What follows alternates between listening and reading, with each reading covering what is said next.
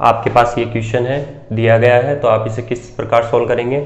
तो 1 2 3 4 5 6 7 dot dot dot 500 अंक बताइए, 500 अंक कौन सा होगा। तो इसमें सबसे पहले हम 500 में माइनस करेंगे।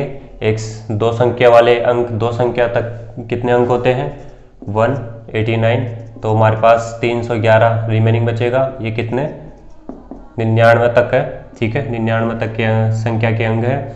तो इसमें हमारे पास 311 बचा, तो दो संख्या वाली घटा दी तो हमारे पास 300, ये तीन संख्या वाली बची तो 3 से भाग देंगे। 3 से भाग देने पर हमारे पास 103 सही 2/3 मान आ गया। तो अब इसमें ये दो संख्या वाली और ये तीन संख्या वाले मान को जोड़ देंगे तो हमारे पास आएगा 202 सही 2/3। तो हमें 202 के बाद में ये शेष ये 2 बच रहा है, तो दूसरा अंक लेना है 202।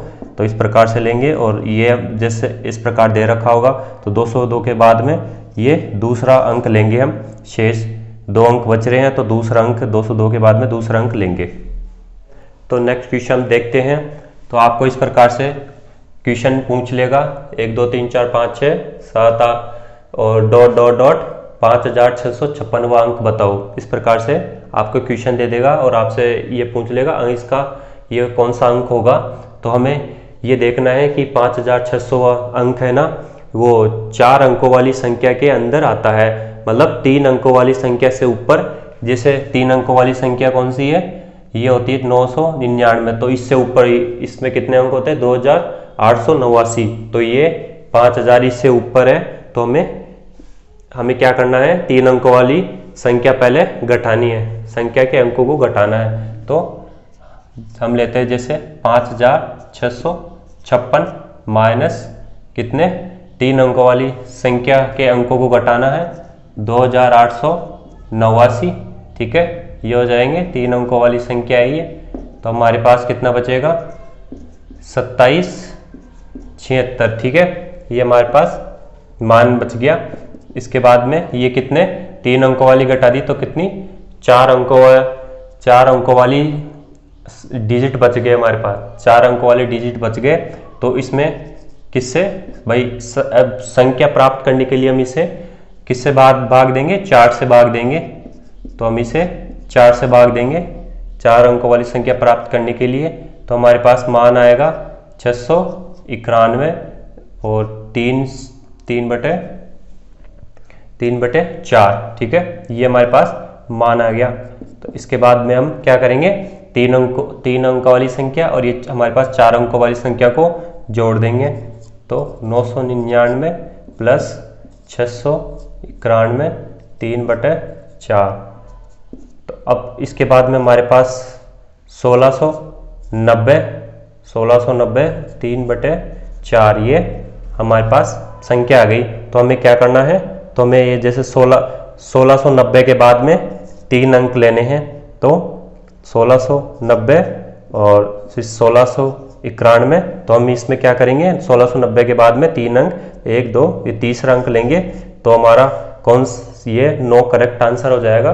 5656वां अंक कौन सा हो जाएगा 9वां अंक हो जाएगा।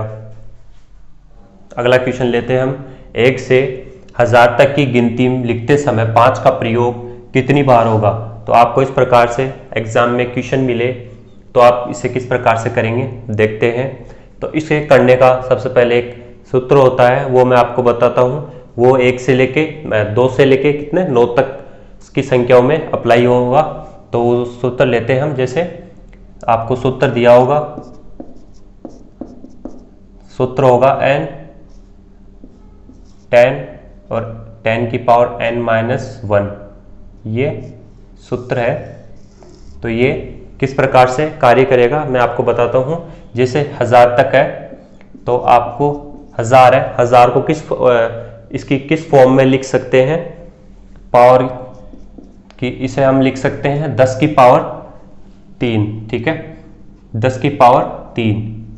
तो ये क्या आएगा 3 हमारा n मान आ जाएगा।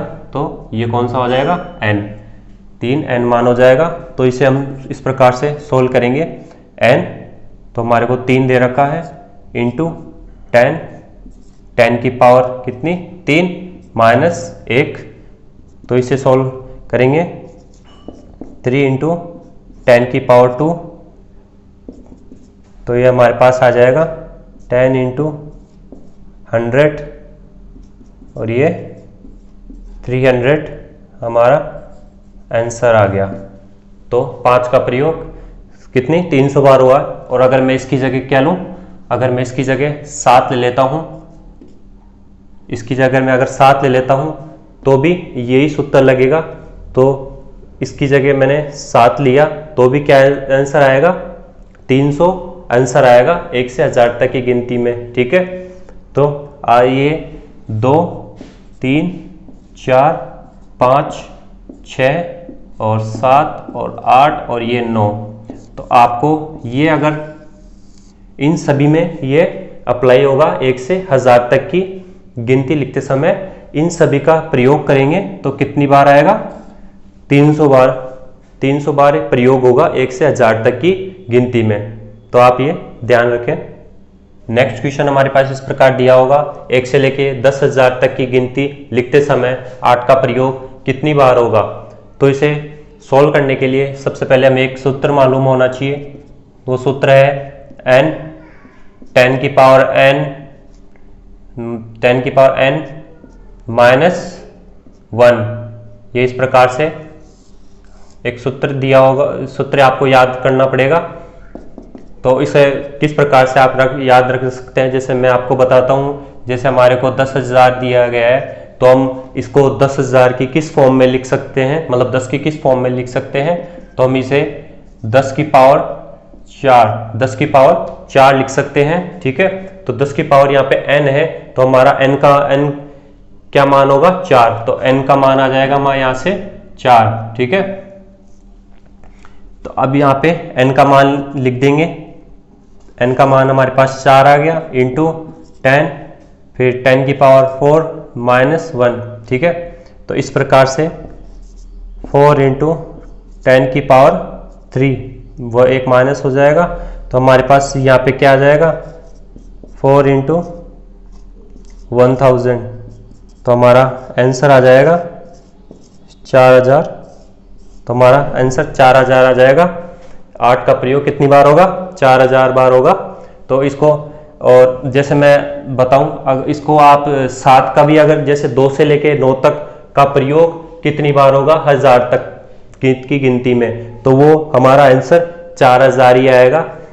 तो यहाँ पे 2 3 4 और 5 और 6 7 और 8 और ये 9, तो इनका प्रयोग करते वक्त कितना आएगा 1 से 1000 तक।